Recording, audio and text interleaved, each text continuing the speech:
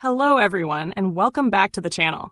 In today's tutorial, I'll be showing you how to create your very own UDP server account for a faster and more stable internet connection. We'll also cover how to set it up on the HTTP custom app. So if you're looking for a smooth and reliable browsing experience, you're in the right place. Let's get started. First, open your web browser and in the search bar, type SSHSL and press enter.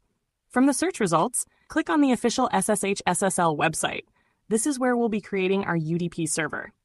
Once you're on the SSHSL homepage, look for the menu button, usually located at the top corner of the page. Click on it to see the available options. From the dropdown, select UDP server, and then choose UDP custom server.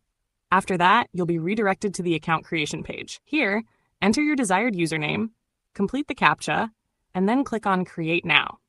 In just a few seconds, your UDP server details will be generated and displayed on the screen.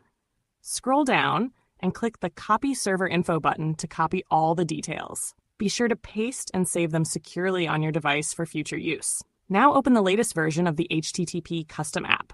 On the home page, check the UDP custom box. Once it's enabled, paste the server IP, port, username, and password you copied earlier.